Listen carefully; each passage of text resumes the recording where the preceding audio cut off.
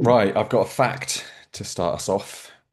Hit So me. I know we're both going to explain why it's taken over a year for episode 9. We're going to try, well, we don't even have to explain anything, but it might be on people's minds. But before we do that, what I wanted to talk about was this is episode 43 total for Garage Built Athlete podcast. 43 episodes. hmm That puts us in the top 1% of podcasters in the world of all time. I was listening to that the other day. Isn't that a Chris Williamson fact? Yeah, I mean, I don't know if he created the fact, but it Well, he is a hasn't fact, probably and created he's it. he's popularized it for me and Mm. you now. Yeah, what do you think about that? Well, congratulations.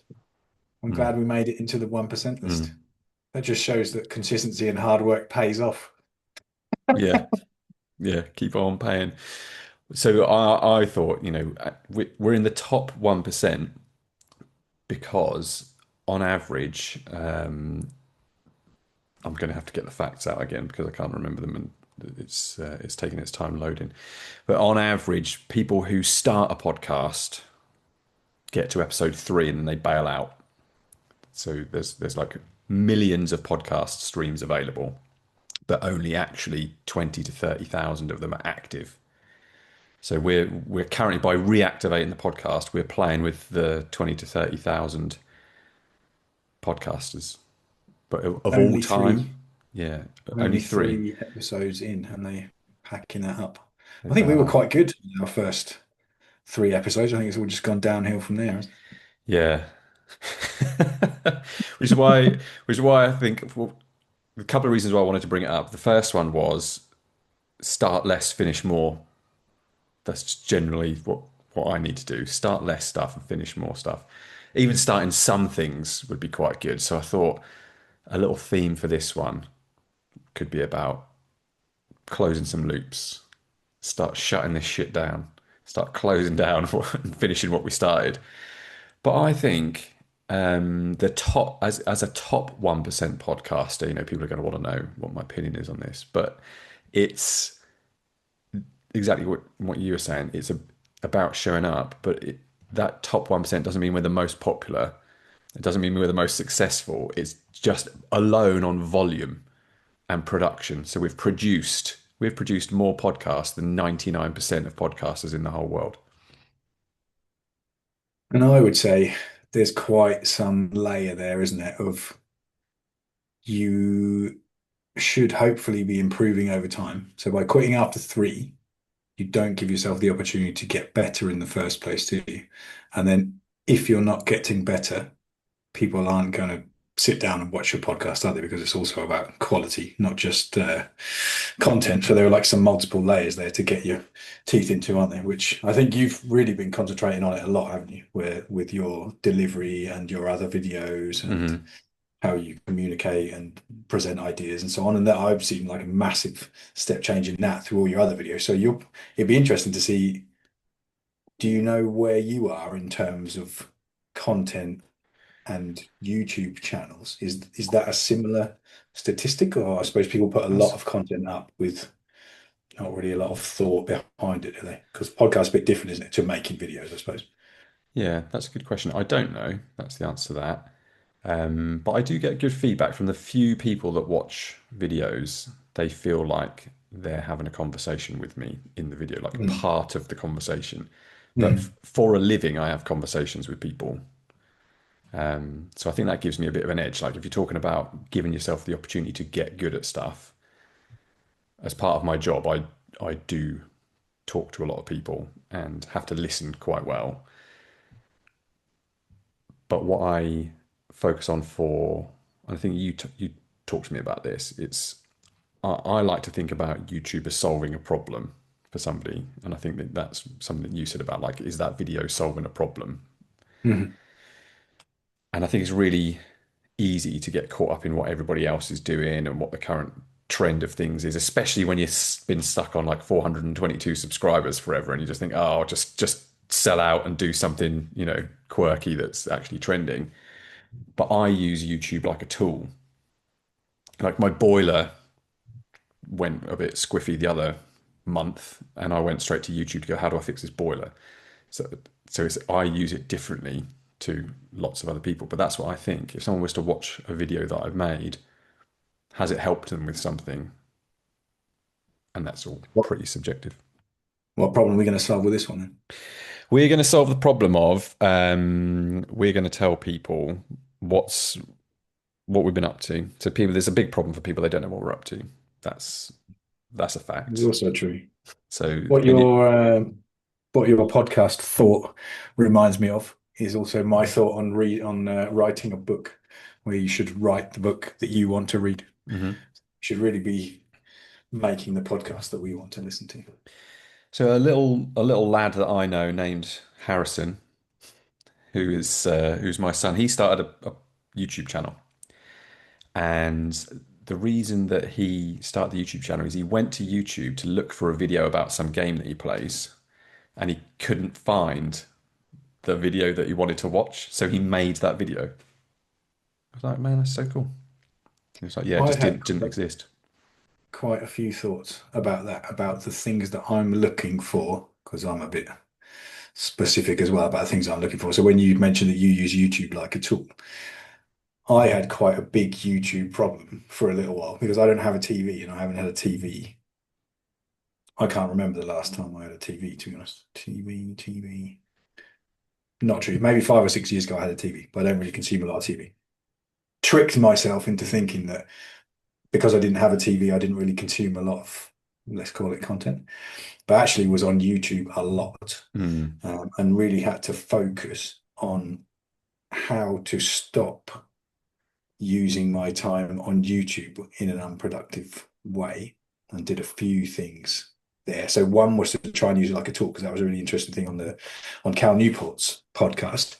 He talks about that with this deep life project he's got going on, where he talks a lot about using YouTube as a tool. So turn off your recommendations. I don't know what it's called, the official option, but like turn off the yeah. recommendations, but turn off the shorts, because they've turned that into a ultra trap now, haven't they? Mm, Shorts on YouTube is like an even worse trap than on Instagram, I think, because I don't really use Instagram at all anymore.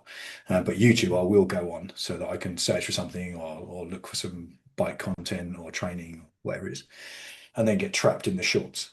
So I've turned that off to allow me to use it like a tool, and the difference that makes in the amount of time that you end up spending on there, because they're purposely focusing on you, aren't they, with the shorts? mhm. And then also turned off the recommendations for long form content or longer form content. So now it is literally like Google for YouTube. So I have to go on YouTube now and search for content. Yeah. So search for something specific, like you say, like how to fix the boiler. And I've had to turn off all the recommendations, because I found that after I managed to stop looking at Facebook, which was easy, and then stop going on Instagram, my next thing was like, okay, where can I burn some time? And that Mm, was trapped on YouTube. So I did a bunch of things there, to try and stop using that. But I thought that was a pretty interesting concept, the way he was talking about that, as like using it like a library or a tool, and just turning off all these other functions. So what you can do is search, mhm. which actually did solve quite a big problem for me. And I didn't even realize you could do it, to turn off the shorts, for example, and the Yeah. equivalent of the, isn't it? So that's super useful, but that's well hidden in there. Mhm. Absolutely hidden, because I suppose that's one of the areas where they manage to keep your attention, isn't it?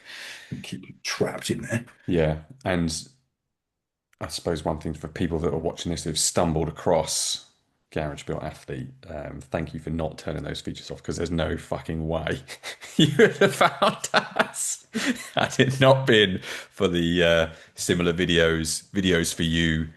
Probably not in the recommendations, but it might pop up. It's actually, I there's definitely a game to play if you're a creator, in terms of how to play the YouTube game to get the views. I haven't put any time or effort into understanding that, because it's just not something that I'm interested in.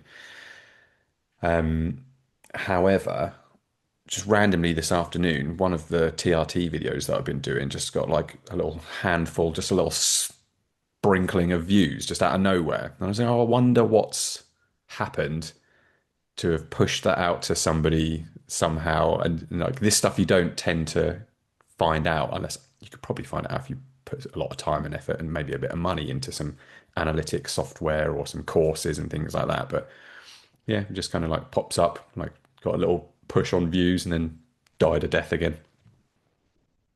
I had a random sprinkling of views on my Instagram profile. So I don't use Instagram, which I don't really Mm. anymore. But I'll occasionally check in on it to see if I've got any message or anything. And then all of a sudden, I had like four likes on one of the very first pictures that I put on there, which I thought was a bit weird. So I wonder that that's sort of connected to something or triggered from somewhere else, maybe from one of the Garage Built Athlete videos, something like Yeah. that. But even Um, that, like that's a game, isn't it? Like say if you're trying to create a follow, and you'll know because probably one thing that sent you down the Instagram hole was you were finding the audience for Garage Built Athlete, weren't you, yeah. by interacting. So by having Mm. that like, you're more likely to go, oh, who's liked that thing? Yeah. Look at their profile, and then you're in their little trap, then, aren't you? And you're in their little world, and they've kind of got you hooked. That It's was like some trap, boy. That was. yeah, it's like the LinkedIn stuff. I don't do much on LinkedIn, but someone will offer to connect with you, and I'm like, yeah, why not? Sure. It's like no skin off my nose, connect, and then they're messaging me about their Mm. product. I think it's like, well, now you're in front of them, and now you're looking at their thing, so you're more likely to click it because the opportunity's there. So they're just creating the opportunity for you to engage with their stuff. Yeah, it doesn't cost them anything, does it? It No. doesn't take any of their time to shoot that message out there, and it may or may not capture your attention. I think it's also something that when you're quite free with your time, you can get trapped in these things, can't you? Because that's what I really struggle with. Now I've got busier with work and so on. I have to be like ultra selective to the point of not having the option to even look at some things Hmm. because I know, because like you and me are similar with that, I think with like this sort of and let's call it like addictive personality. I'm not addicted to anything bad, but if I get into something, then I'm there and I'm going to go for Mm. it. At the point that I get onto an Instagram or something like that, or on YouTube, then I can end up spending a lot of time there and you can't get off it again. Mm. Same with LinkedIn. So the best way for me to get around that is literally to not have it. So I don't have Instagram installed on my phone anymore. Hmm. I haven't got a Facebook login on there because if I have the opportunity to look at it, I will look at it and then I'm stuck. And I've had to start doing the same thing because what I've been doing also since, is it, was the last one of these we did when I was in Austria still? Yeah, so it was 11th of April 2025. You had like your Right. wrist in a brace. Um, Both. not a, They're not both a, free. yeah, not a cast, but Unleashed. it was a brace. So yeah, you're still in Austria. So I managed to recover from that and wasn't really paying that much attention to all that sort of those topics. But then when I moved here and then had to get started on moving a whole sort of life again, then the time I had available was like massively shrunken and I wasn't really moving anything along very Mm. quickly. So like coming back to the topic of being consistent and try to just move something along every day, it's taken me a year Mm. basically to sort out all the bits and pieces Yeah. that I have going on here. And part of getting that done in the end, like kicking that over the line in the end, was basically just eliminating all these distractions. Because for me as well, with if I want to stick to a diet, I can't have anything in the house. If I want to train consistently, I have to go and train every day because if I then give myself the opportunity to come off the tracks, basically, even for like a couple of days, it's much harder to then get going again. So Mm. it's much easier for me to like take away all the options and just be doing the thing all the time is the way that I can get through. And now I managed to sort of get most of my strength back. I was in probably, I think we talked about it before, I was in like the best shape I'd probably ever been in. At the point I then ended up with my wrists in a cast. Hmm. Obviously, that all turned upside down and then started again in January this year and just eliminated all of the distractions and options and so on and managed to get back there again.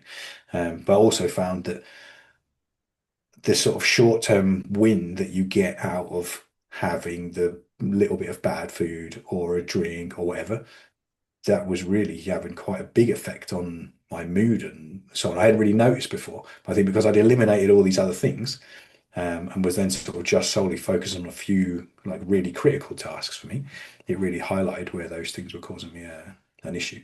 So yeah, I've just applied the same sort of approach to the YouTube, to the Facebook, to the diet, and to the training and so on. And it feels quite extreme, but actually works quite well for me. Yeah. Where things work, I think it's worthwhile noticing what's working and why it's working. There's a technique called appreciative inquiry. It's like a positive root cause. So you take something that's working quite well for you in one area, and you break it down into the steps or the process, even no matter how small. And I do this quite a bit with people who talk about, like, if they're really good at something, they go, well, it's just part of my job, because they don't spend the time thinking about Mhm. how and why they're good at the thing to then enable them to use that somewhere else. So with the stuff you're talking about, it's like, yeah, well, if it works over here, the principles are sound, but the methods and how you apply them could work over here. So why not, like, give it a try and put a Yeah. step in. I find most recently, so things um, over the last year, can't even remember what's happened, but one thing that I kind of have phased in and out has been the gratitude journal. And I'm currently just coming to the end of one. I think I've done maybe three or four now, and I didn't do it for a while. And it's similar to you with, like, whereas there was an absence of, the practice that I was doing, it's almost like because that wasn't there, I wasn't focusing on things that were going well, and I started slipping into a bit of a, like, I just feel bad. Like, why do I feel bad? Because everything that I looked at was things that I either hadn't done, you know, didn't get round to, knew I should do it, but wasn't doing it, and just lost sight of what I was actually achieving and what I was quite grateful for. But I really had to build in and layer in some kind of routine in order for me to continually do it. So, and by do it, I mean focus on stuff that's positive and what I am achieving, and the wins, rather than the stuff which I'm not doing. So, for example, I have a to-do list. I have a color-coded to-do list with all the things that I have got in my brain. I dump onto there so it's out of my head, because I think when I have things swimming around in my brain and I am not acting on those things, whether or not I can act on them at that time, I still feel like I'm failing because I'm not doing it, because it's all in my head. But whereas when I write it down, I think, well, actually, I can't do that thing yet because I'm at work, or I'm not in the actual physical location, whatever it might be. And once I've got it down, it doesn't feel like I'm not doing it anymore. It's like a to do. So I have that, but I also need to remind myself of a morning to look at my to do list rather than whatever, scroll on Instagram, check a thing, do a thing. And when I find myself, and I actually have to physically stop myself and go, I could be doing something else. Like, what am I looking for? And then that's when I get the to-do list in front of my face and think, right, what can I achieve in the next 5 minutes, 10 minutes? Is there anything here? Even just reviewing the to-do list is a more positive activity than whatever I was doing before. But I still have to work on it, like, all the time. Still have to remind myself that that is what I want to be doing. It's like, what I want to do that stuff. I don't want to be just sat here and scrolling and looking for. So I think for me, it's not an addiction, but it's more of a compulsion. Like, it's such a habit to pull the phone out and scroll. And I think when I think to myself, what am I actually looking for? A lot of the time, it's like I'm looking for a solution to a problem that I don't know what the problem is, and I'm pretty sure the solution is not going to be there. However, I feel like there's an element of, I might miss out if I'm not on it to see it. It's like, what if that post was the answer? What if that thing just a little bit further, the infinite scroll? Oh, it's got to be around here somewhere. And I'm not actively thinking that when I'm doing it, but when I reflect back, I'm like, what am I actually looking for? And I think back to what I was saying about YouTube. I'm looking for a solution to a problem, but I don't really understand what the problem is. And then that's when I could just go, well, this is just a complete waste of time. I can't get my head around any of it. So that's clearly not Intermittent going to be good reward. for me. Yeah, the scrolling is intermittent reward. So you're thinking like, okay, yeah, I did find something at Yeah. some point that I liked on here, and maybe I'm going to find something again because I do that as well. I'm like, and that's why I just can't have it, because for me, there's like this hardwired effect of the intermittent reward. There's a hardwired effect of wanting to do the thing that's most comfortable. There's a hardwired effect of wanting to eat the food that's like the most calorie dense, isn't there? There's a hardwired effect of wanting to rest and save your energy. So all this stuff you're just like wired to do. And you're fighting against that all the time. And if you've got that in a routine that you just go and do every day, it takes away the choice. So like what I found I was in was like, well, if I have to make this choice to do the thing that's hardwired in or do the thing that's actually better for me and is like the long-term goal, that's a really difficult choice to make. If I take away all the choices, Mm. which feels really, really restrictive, and I think I think well, you shouldn't need to do that because you should just be able to. There should be enough margin in there where it's all right if you do the hardwired in choice. But actually, for me, that's not all right. Mm. Like I don't feel better now, and I think I see some people and they sort of see how I'm doing that, and I can tell they're thinking like, "That's too much. That's too extreme." But actually, I feel worse at the point that I do the like, "Oh, just chill out," or "Oh no, just have one. It's fine." That makes me feel worse. That doesn't make me feel better. Mm. So when I take away all of those choices, I actually put myself in a better spot, Mm. and I can then be much more consistent if it's just not there. I did that this week. So I know we talked a lot about food and nutrition and stuff, haven't we? And that was one of the massive things about getting in shape, that when you get properly strict on your nutrition, the amount of change you can make in a short time is insane, isn't it? Mm. Little touch, and we were talking about the rice topic, weren't we, before? And I was like, yeah, we getting fat for, yeah, because you're eating rice all the time, pie boy. And then what I managed to substitute rice for a little while was olives, because I really like olives. But I would like buy olives as a snack because that's like a good snack. But at the point that I've got the olives in the fridge, well, yeah, and because as soon as I open the thing as well, I can't not eat it. So that Mm. whole olive pot is getting demolished. So the first time for quite a while in the last couple of weeks since I did that really good block of training between January and March, where I sort of managed to get like properly in shape again, just deleted all that. Mm. Take all the choices away, all the options away. Like you don't have to fight with yourself then. It's the same thing with that, isn't it? With Instagram, if I've got Instagram on the phone, I've got to fight with myself Mm. because like the hardwired bit of my brain wants to keep scrolling looking for the reward, even though I don't know what the reward is and I don't know what I'm looking for.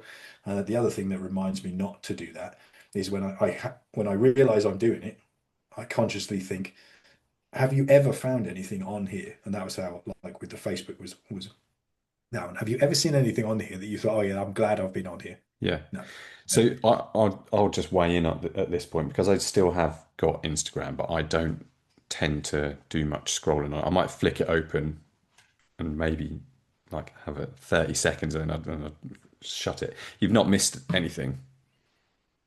Yeah, You've not, there's nothing on there. I know. You've not missed a single thing. Like nothing that I could tell you that I've seen on Instagram would add anything to Well, your life. everything's on there, but I don't want to see any of it. Do Yeah, you know what I there's mean? nothing on, nothing's going on. There's nothing on there. But it's the compulsion to scroll because you, oh, what if I'm missing out? What if I'm the only one who's not doing it?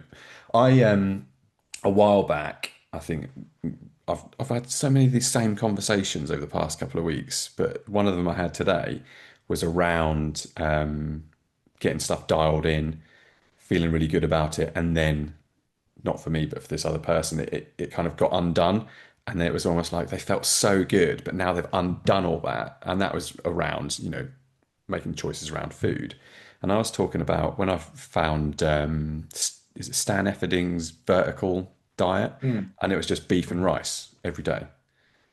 It's just beef and rice. I just make beef and rice every day, and I do it now with I make a chicken casserole with like potatoes and tomatoes and stuff for my lunch. If I'm working from home of a week, I will have the same lunch every single day, and I don't have to think about oh, what am I going to have for lunch today because that's one decision less that I need to make, and it's such a time saver, and I don't feel like I'm missing out on anything. Like oh, but you could have anything you want. Well, I want that. Well, you That's don't want that, do you? You want to take the friction away of yeah, making the choice and but then that's causing it. you the issue of Yeah. getting back in shape again, don't you? That's what you want. And that's it. And that's why I want that. Like because Yeah. that's what that gives me. That's the pathway to it. And as soon as you were talking about how easy it is, just kind of like because it's there on your phone, it's really easy to do.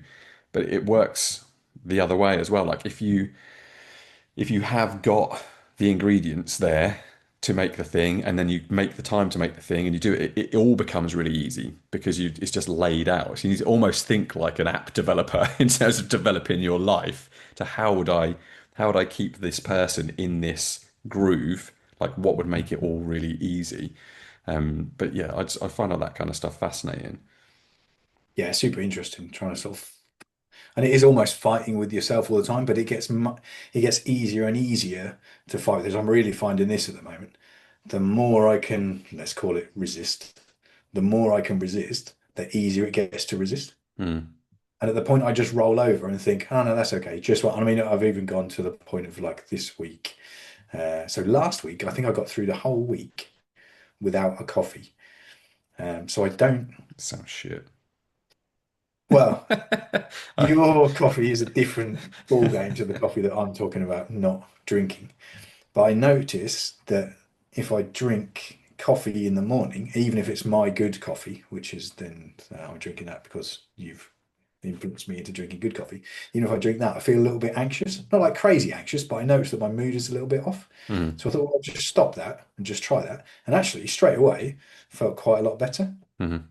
For whatever reason, I think there's also a bit of a wired in thing, just because it's habit. There's coffee machine at work, and like when you go past the coffee machine, auto reaction Grab a coffee. is to grab coffee. So stop doing that and managed to stop doing it, and like consciously thinking, okay, yeah, I don't want that. So I just took water instead. So I've got the water on my desk because I should be drinking water and I wanted to drink more water. So I thought, well, just don't drink the coffee. Instead, put the water on your desk and drink that. And when you go and get a cup of coffee or you're walking past the coffee machine, get a cup of water. And at the point that I'm like going for the cup of water, then I'm thinking, well, I've got my water on my desk anyway because I do my water with some salt and stuff like that.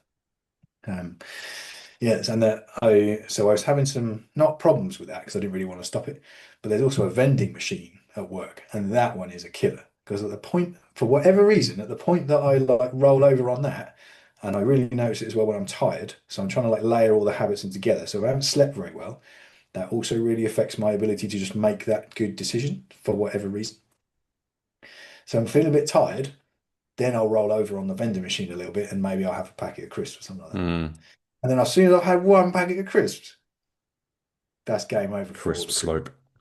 Yeah. The slippery But crisp super, super slope. interesting. There's really, really, really noticeable change in how easy it is to then not make the bad decision once you've just thought, well, that's okay. Yeah, I'll just make that bad decision. That's fine. I'll be okay.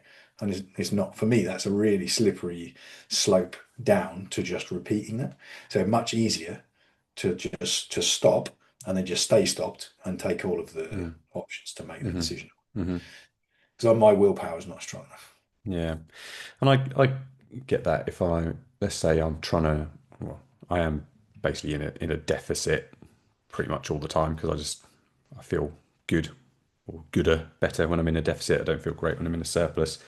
And sometimes, some days I won't train as much or I won't train and I'll just fancy eating that thing, whatever it might be. And then the compulsion then, once I know, wow, you're not in a deficit, so you might as well. And it's literally like instantly my brain goes, well, you're 500 calories over, you might as well be 1,000 calories over, you might as well eat everything.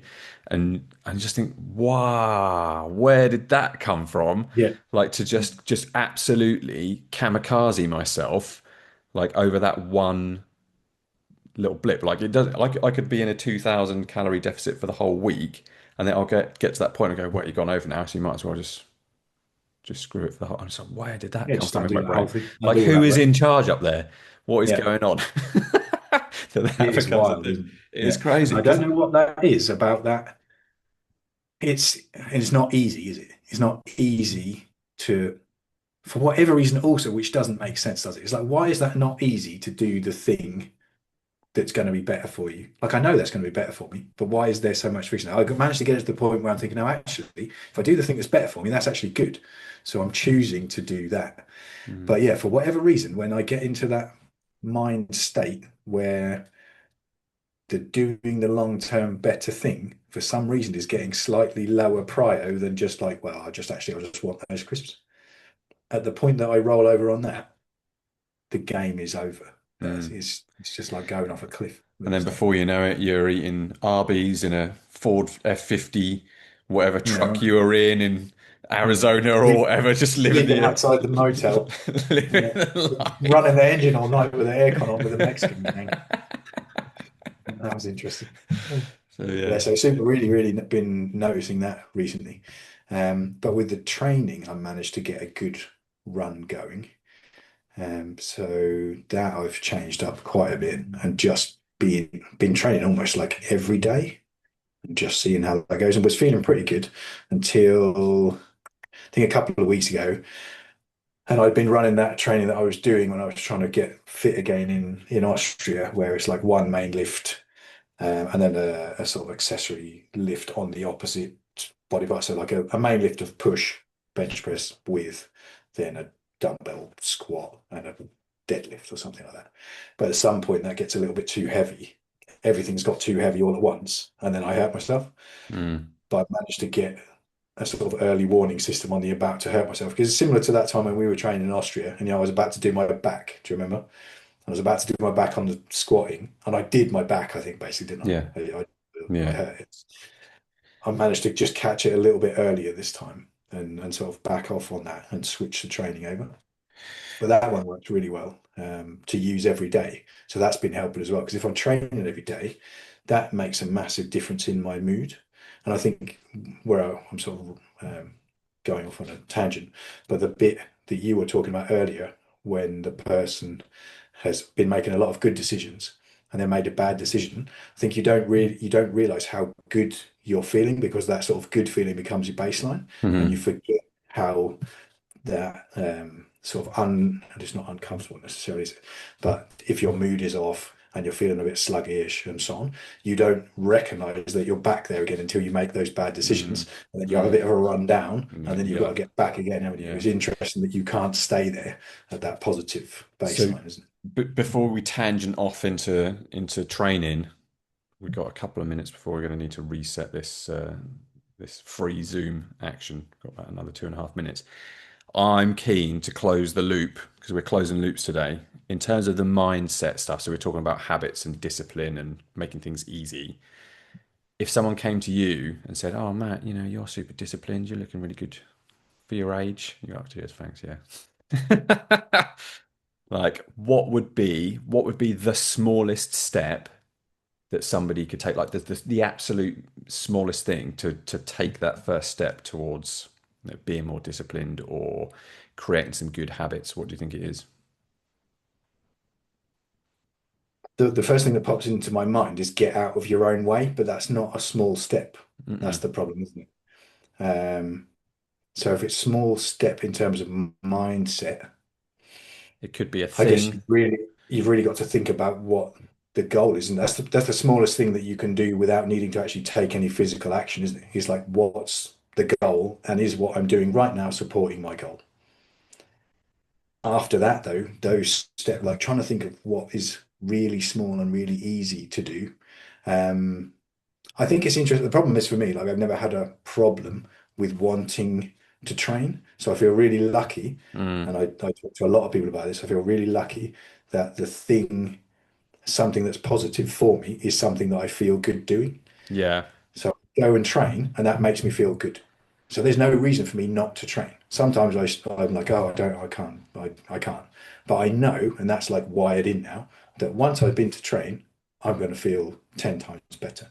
So from that point of view, really lucky. I don't know what it would feel like if you're a person who goes to train and you Just don't hates feel it. better. Yeah. That's a different game, isn't it? Right. I'm gonna knock on the door one more time because we've got less than a minute now.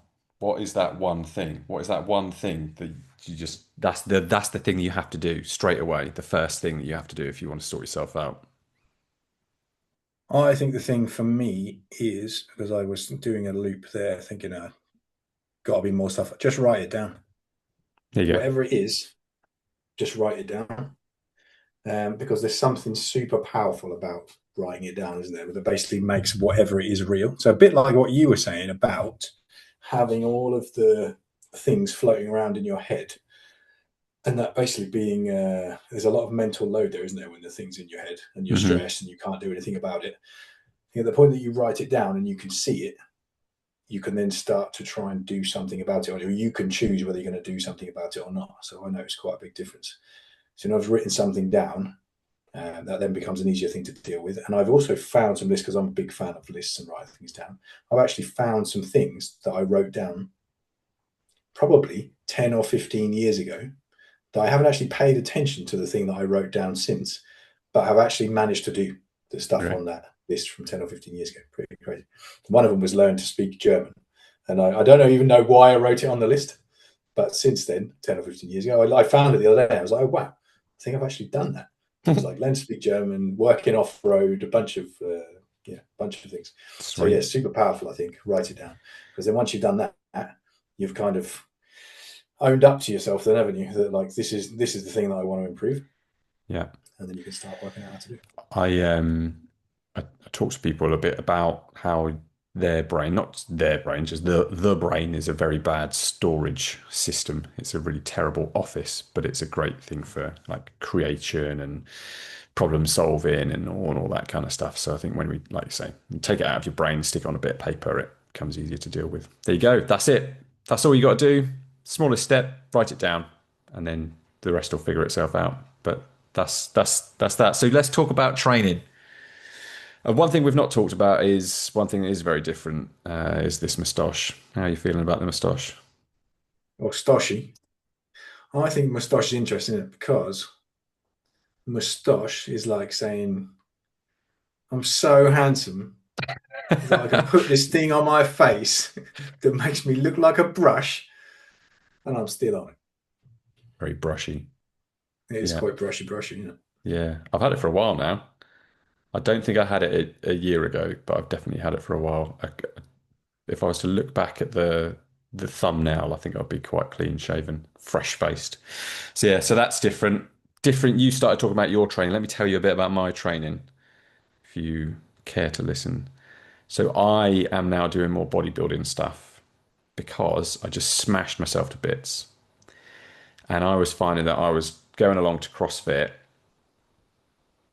and just being worried I was going to hurt myself. And I Don't thought need that in your life, do you? this is not something that I need. And if anybody's a fan of the channel, if anybody's kind of watched the training buddy videos and some recent things that I've been doing, I'll go into it in more detail so you can get up to speed with that. But my back, and I don't like to say it out loud, but my back is not great.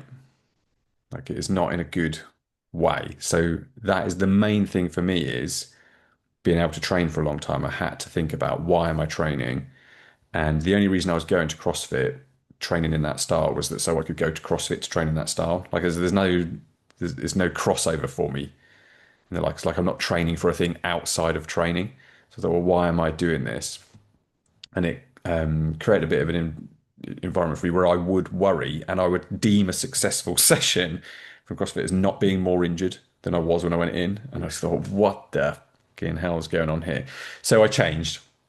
And you mentioned, when we were training in Austria, so back in the some of the travel vlogs a while ago, fans of the series may remember that we encountered a belt squat machine in that gym, and I struggled to even get anywhere near reps on it because it's just such a strange movement, different machine. Obviously, the movement patterns a squat, but how to use it, how to stand, felt really uncomfortable. I now put like 110 kilos on the belt squat and do 4 sets of 12 with it every week. So that's pretty sweet. So that's kind Chipping of away at it, boy.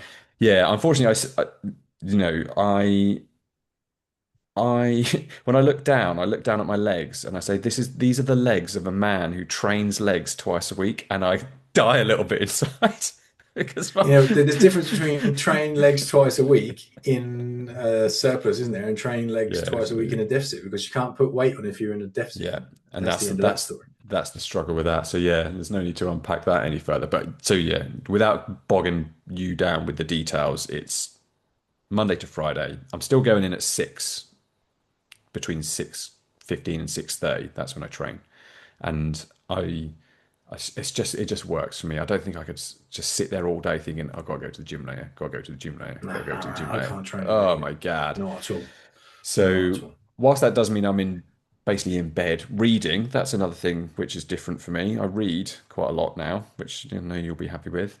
I'm in bed Mm. reading by like if it's 9:30, I want to be in bed getting sleepy with a book. And that facilitates my lifestyle of getting up at 5:45 and going and smashing some things in the gym. But it's legs Monday, it's push Tuesday, pull Wednesday, legs Thursday, and then a little pump session on the Friday. I'm enjoying it. Very good.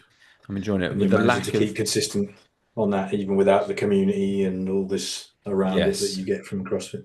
There is no there is no perfect solution for this in my eyes because I've experienced all sorts of different places to train and all different ways of training, from training alone at home to training in CrossFit gyms to training bodybuilding, conventional gyms and everything in between. And I think it's just a trade off. You just trade off one thing for another. So I've traded off the worry.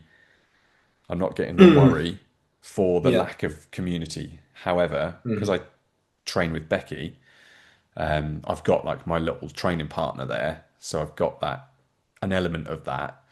Um, but that being said, she didn't come with me on leg session this morning, which my brain just went, I can't do this then on my own. Of course I can do it, and I went in and did it. But immediately I was like, oh, this is going to be so much harder because I've not got my training partner there.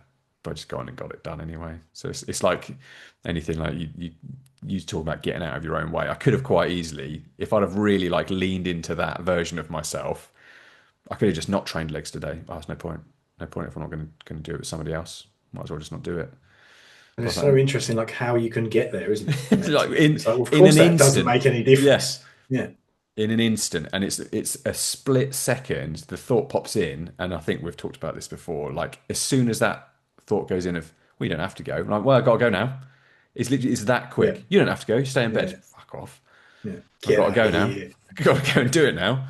Yeah, And you got to go yeah. and add some weight on for like bitch For your tax. punishment. Yeah. So what I've been struggling with that is just getting up because I train in the morning as well. So I try like the latest I can really get to the gym and get to work is 6. And if I start pushing it any later than that, that all turns into a rush. But for some reason, obviously when the alarm is going off at 5 or whatever to get, if I get up at 5, I can get done, get out, and I'm there at 6. For some reason, there's something that will just keep me there. So I'm feeling a bit sleepy. I'm awake, but I'm feeling a bit sleepy. And I'm thinking, I'm not thinking. So some hardwired thing is keeping me there for another 10 minutes, making me think that the sleepiness is going to go away. Mm, But if I'm sleeping when I wake up, sleeping for another 10 minutes is not going to make me feel awake, but it is going to ruin the rest of the morning at the point that I get into the gym at like 10 past 6 or quarter past 6, and then I've got to rush everything. Like that rushing in the gym turns that into a horrible mm, experience, mm. really bad. So, but I just had a sort of realization about that when that's really a fight with myself, that one, because I want to go. If I'm like fully rested, it's fine because I'll like pop out of bed. But if I'm not, and there's not a big window between like rested and not for me, so if I get like 6 hours of sleep, so I can go to bed at 11, or I can get away with 12 and get up All at right, 5, but night that man. does feel a bit rough. That does feel a bit rough. Yeah, so Or when you some talk about nine cocaine at thirty, that I'm late like, night. I'm getting, Jesus, I'm getting going, man, at 9:30. I'm like, what am I going to do next? Jesus Christ. I can't sleep. If I go to bed at 9:30, I'll be awake at like 3 in the I could morning. sleep right now. It's Yeah. 8:29. I'm not a good sleeper. That is not one of my strong points. I'm working on it. So yeah, so I just had that realization the other day of like, you are not, for whatever reason that your brain thinks if you lie here for another 10 minutes, you're going to feel more awake. Because that's the only reason I'm lying there, isn't it? To get a little bit more sleep and feel a little bit more awake. But you're not going to Yeah, feel awake in 10 minutes. the reason you're staying in bed is to make it easier to get out of bed. Yeah. But what makes it easier It's to like, get out of bed is getting out of bed. get Isn't out of bed, get out of it? bed right now.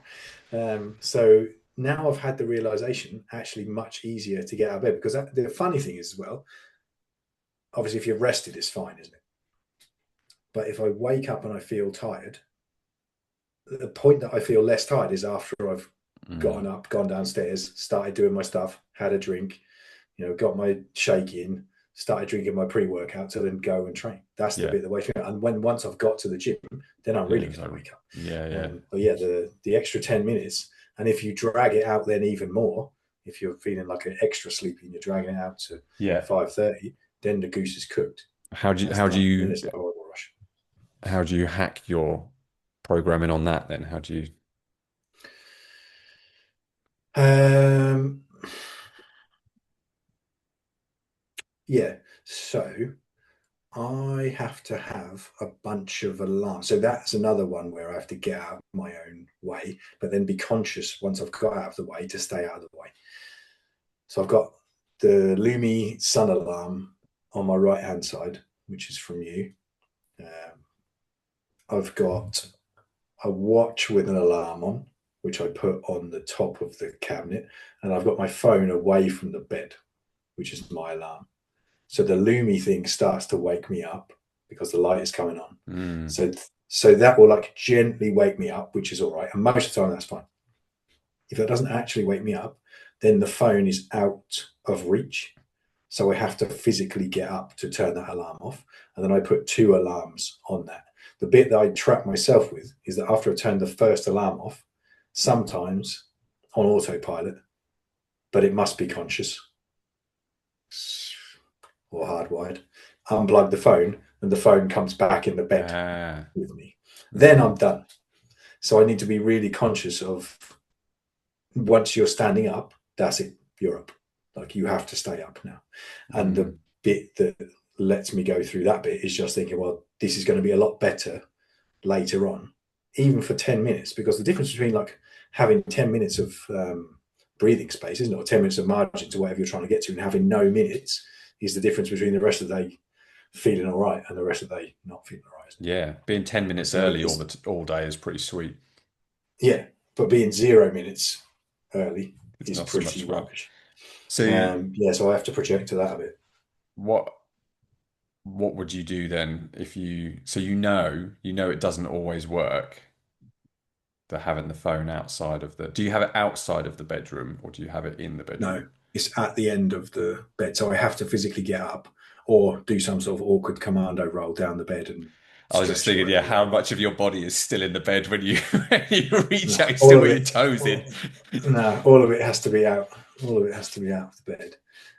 I might, to be honest, I'm not doing a very good job of all of that at the moment. So I might go more extreme and literally put it outside because I think I did that for a little while. I think I put it, at least in Austria, I was putting it on the other side of the room. Yeah. So I had to go and get it.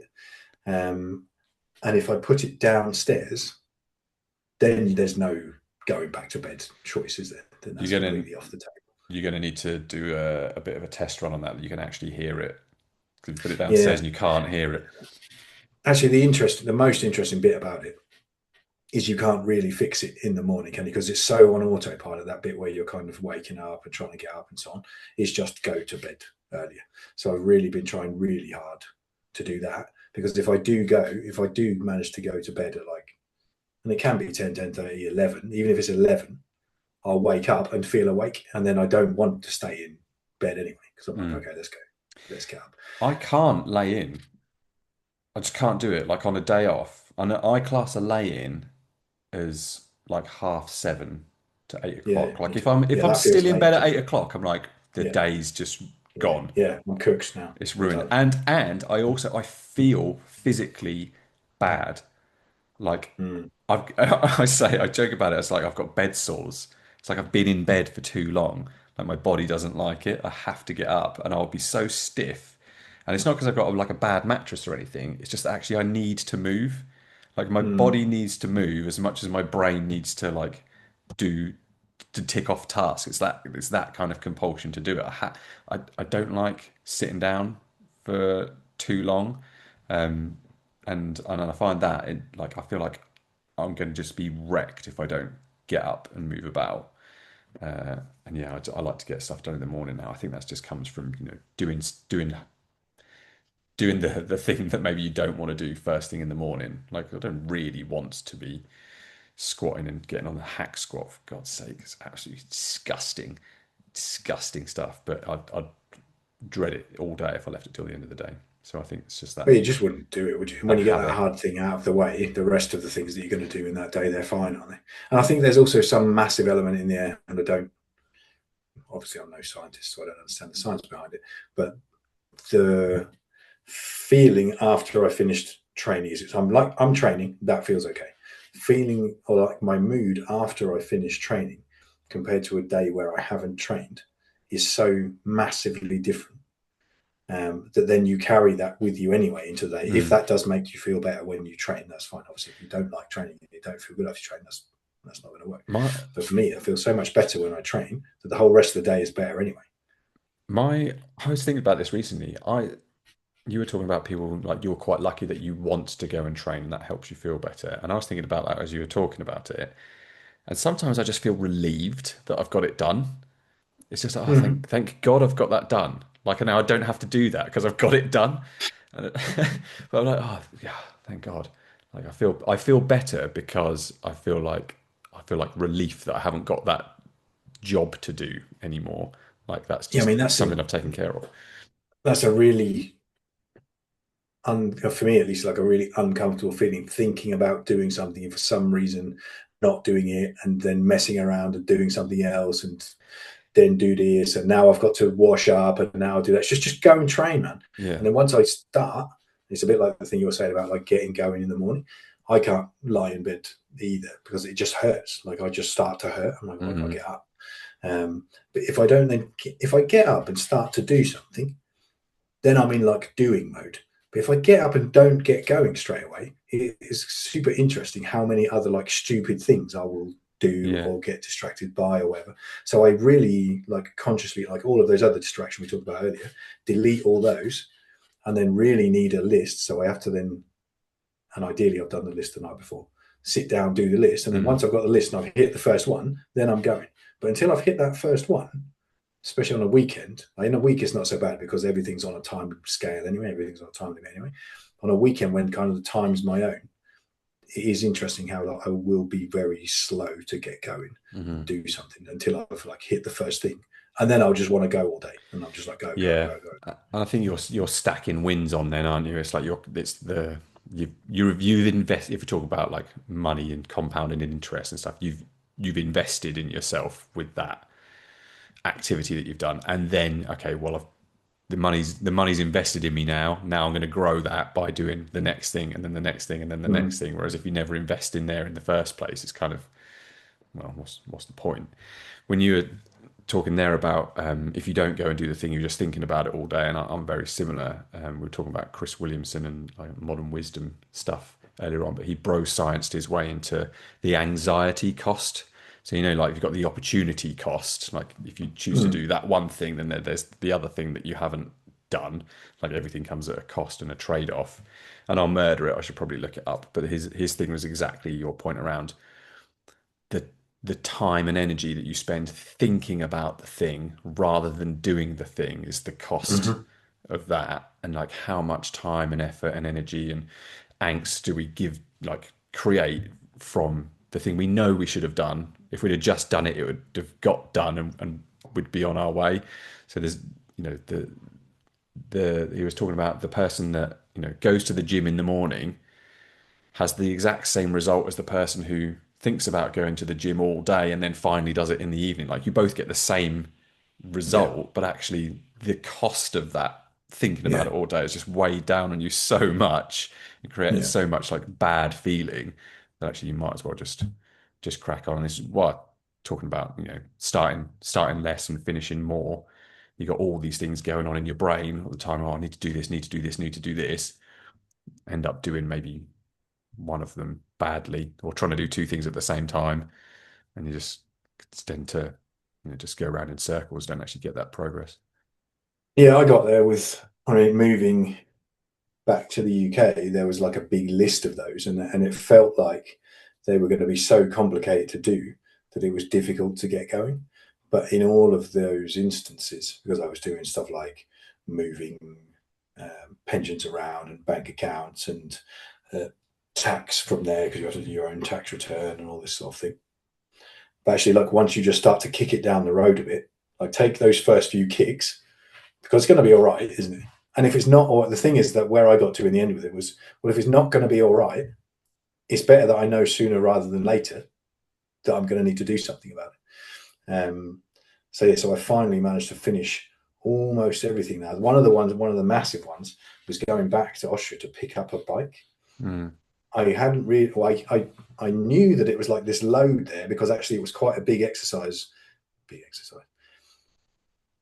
It was quite time consuming and quite time constrained and a little bit difficult to manage because I had to try and fit that in somewhere over a weekend, time it in with my friend who was going to pick the bike up from, make sure that I had all the paperwork to go and get the thing done. So I've turned it into this massive thing in my head.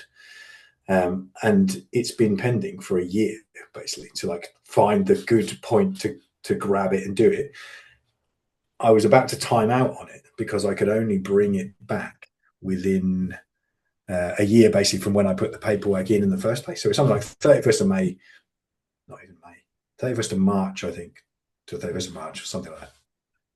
And I managed to get it down to the last week. So I had a year and it went down to the last week of doing Mm. it. Because then I basically had no choice. But actually, when I went to do it in the end, I put the paperwork in the van, checked the van, booked the tunnel, drove over there, met him, picked the bike up, put it in the van, all the worry about all the paperwork and so on, drove back here, no one looked at anything, drove home. Mm. So it took a weekend and it was one massive like block of driving because I did it all in like one hit more or less than I had one day there. So drove there in one hit, one day there, drove back in one hit, done. So 3 days, but in reality, in terms of Took a energy and like year. mental load, was a year. And once I've done that, insane difference. So much like that I was just thinking about because I was worried that I wasn't going to be able to do it. Mm. And I'm thinking, what am I going to do with the bike? And then what happens if someone stops me in customs? And all of those things. Well, you're not going to find out any of You're those never things going to unless you know. actually go And and do it. yeah. So I was like, well, let's go and find out then. So Yeah. I just went and got it, and none of those things happened. Yeah. It was super interesting. And the same thing with all of the bank account stuff and so on. Yeah. Exactly the same. Not going to work. Going to take too long. Going to be awkward. It's going to be this. My money's going to get lost in the ether world. I was actually legit worried that I was going to try and transfer the money and it was going to disappear. Mm. So, well, at some point, you've got to transfer that money because otherwise, what are you going to do? It's Yeah. just going to be stuck in Yeah. Europe forever when you can't use it. So, yeah, did it. No problem. Went the next day. I talked to you about it tonight, I think. Mm-hmm. Yeah, what should I do with transferring this money? And you told me, like, well, just transfer it. I went to the bank as well to ask the girl in the bank. And I was like, well, I'll go and ask someone in the bank. And I said, I need to make a transfer. It's quite a big transfer because it's like my savings stuff. She's like, yeah, just make it. And in Yeah. my brain's going, what do you mean just make it? Yeah. But How it's much probably just more going to get lost in information? the internet. Yeah. Yeah. I was like, okay. And then when she said just make it, I was like, well, who else am I going to ask about this then? So I've asked you who works at a bank, and I've asked the girl who works in the bank. I'm going to ask someone else, and they're going to tell me to just do the transfer. Mm. So I just did the transfer, and it went through straight away. I was like, oh my Mm. god, Sometimes you that as need well. that. You need that external force, don't you, to just make you just go, okay, well, I just need to go and do it. And like the universe is telling me I need to do this next thing. And no, if Well, you, otherwise it never gets finished, does it? Because I was yeah, thinking, well, what am I going to do then? So I need to finish it, but unless I do this and find out whether it's going to work or not, because at some point I'm going to have to do it, so I might as well just do yeah. it. Well, So that's I did, like and it was fine. I was thinking about things that I have got going on. So we'll move into what's happening and what's next. So we've done where the last year in terms of mindset and training stuff, which we were talking about in terms of like starting things and getting going with them. Like my example that I use quite a lot is I've been in this house for 4 years and I've always avoided doing anything with the garden because it's just as soon as I start thinking about it, it grows arms and legs. I'm like, right, let's go to the garden. Okay, need to sort the back fence out, right? But before I need to sort the back fence out, I need to figure out what I'm going to do with the ground works, and then but then if I'm going to do that, then I need to understand what that current building is. But to do that, I'm going to need to get a plan for, the rest of the garden, and then there's the patio around the conservatory. And if I'm going to do the patio, then I need to figure out what I'm going to do with the conservatory, and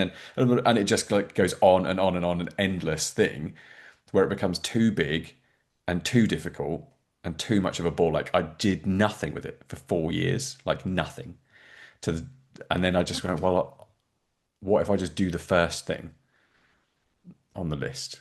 And I've done that now, and I'm looking at my lovely new concrete slab out the back there, which is going to be a nice hard standing for a big shed, which is going to have a motorbike in it at some point, Yes. hopefully, because that's the other thing in terms of things I'm trying to do, which you know about. But the difference between me procrastinating over my garden or anything, and the difference in terms of me, I like looked in, like Colin got his motorbike, and I went, I fancy a bit of motorbike, and then I looked into what kind of license do I need or have, and then I had a conversation with a person in a riding school, and then I've booked my theory test, and now I'm studying for my theory and my hazards. Like Yes, mad, isn't it? he says, well, how is it I can do that with that? Like something which really isn't too like important. It's a nice thing and it's be quite cool. But then I've got this stuff just staring me in the face day after Mm. day after day. And I'm just like, yeah, ignore that. Whereas then I'm Is just it like, the difference between how important it is? Because if you, there's got to be an element there of like not finishing. If you don't start it, you haven't got to finish it. yeah, With the garden, with the bike test, I suppose it's not something that's been like weighing on your mind, and it's maybe just like a nice it's to just a have nice thing. And nice thing to do. And it's probably a distraction yeah, from something else that I I was actually should be exactly what I doing. was going to say. Is a distraction from doing the garden. Yeah, it's a distraction from something else. But I'm doing the garden now. But then I'm at the point, so the guys are coming back and they're doing the fence on Friday. And I'm saying, well, I can't do anything until they get the fence in. I'm like, bitch, you could do any, like, buy a shed. Like, just measure the thing and buy the shed and Yeah, put the shed on there. It's like, yeah, of course you can do something, but I literally have to, like, intercept myself thinking these things. And then I don't want to spend money ever. So parting with money is like the hard bit. But then once I paid those guys straight away. Like, they haven't even finished the job. And I literally had to ask them, like, how do I pay you? Because they're not they weren't forthcoming with, here's the invoice, make sure you get this paid. But I often think about this kind of stuff. The quicker I can get that money gone, because it's going to have to go anyway. Like, yeah, why am I spending all this time thinking about, actually, as soon as it's yeah. gone, it's not mine anymore. Don't think about it anymore, is it? I've dealt with it. But what I think that kind of thing does is those guys, should I need some work doing in the future, those guys are going to know that geezer paid us straight away. Like Mm. they had zero problem with getting any money. They didn't have to chase me. They didn't have to ask twice. I was asking. So I think that's probably builds up a bit of credit for me in terms of, because it's a nightmare trying to get people in to do work. It's Yeah, really hard getting people in just to even quote for stuff. So I think that kind of thing, that's my one of the reasons why I wanted to pay straight away. Is coupled up with my hatred of actually spending money. So it's like rip the band-aid off, get the money gone. It's not mine anymore. I haven't got to think about it. And yet those guys are like, God, that was easy to do business with that guy. Maybe we yeah. should. Interesting that you managed to go there with the payment bit, but you didn't manage to go there for so long with the starting it. But do you think you've done the? Because I did that. I mean, it's a similar thing to what I'm talking about with the going to Austria and then with the moving the bank account and so on. It's all very similar, isn't it? That sort of sat there as a mental load. And the point it's gone, you just think, well, why did I let that sit there as a Mm. load for so long when it wasn't actually doing anything or achieving anything? What I actually want to do in the end is get the thing done. But yeah, I think you can make the things too big, can't you, in your Yeah. head for sure.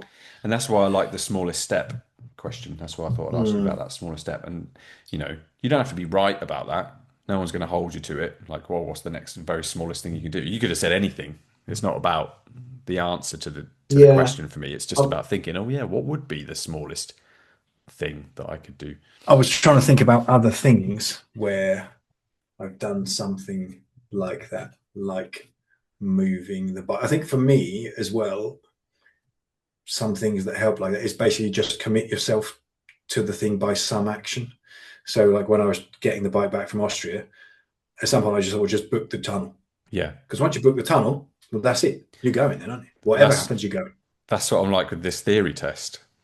So I'm like, well, the Yeah, theory test is you've got to do booked. it now, haven't So you? on Yeah, that day, I've paid money to be at that place to do that thing. So then I've yeah, paid even more money to get the study material so that I make sure that I don't waste my time and I go there and I do it right. So that the next part of getting the bike license is ringing up the lady and going, I've got my theory test now. When can I get my yeah, thingy? And then work backwards from there. And I think it's similar to your kind of expiry date on your year thing, like that yeah, deadline pressure created the movement, didn't it? It's like without yeah. that, it could have spun on for years if there was a five Oh, yeah. year Would have done expiry on probably. that.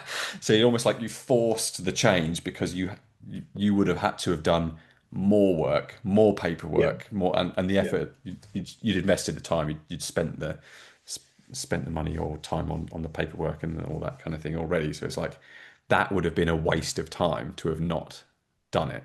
yeah, Yeah. yeah, yeah. Similar. Like I'm trying to plan out my racing for this year as well. But it's interesting because it is written down and it's planned out. But because I haven't come and I'm thinking, oh yeah, I'll train, but because I haven't actually entered a race yet, the pressure's not on Mm. to do it because like it's like okay, well that week can click over and I haven't paid any money and I'm not committed to anything. I'm not doing Yeah. it. So that's So, the next step really. So I've written that down so I know when the stuff is happening and it's sat there, but it's not in front of me all the time as well, which is another thing that I used in Austria when I was trying to like sort out sort of habits and so on. Was like have the thing visible yeah, all you the had a time. big board, didn't you, with your stuff Yeah, I've on? still got the board, but I might actually deal with that now. Actually, yeah, Get that Hulk's going to come after you. Yeah, get him over there. There you go.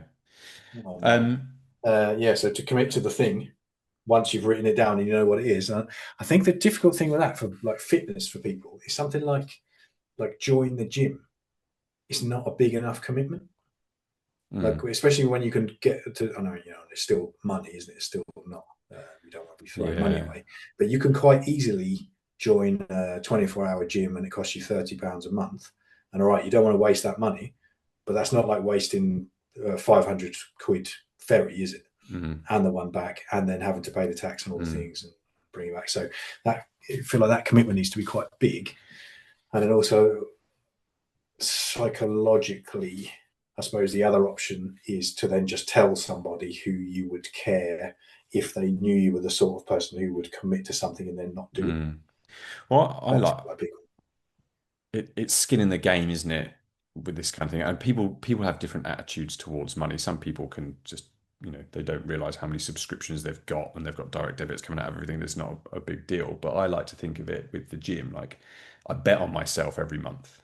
I put a bet on myself. That's that money gone that I'm, you know, going to go there and I'm backing myself to win that bet. So if I spent I think it was like 35 or something.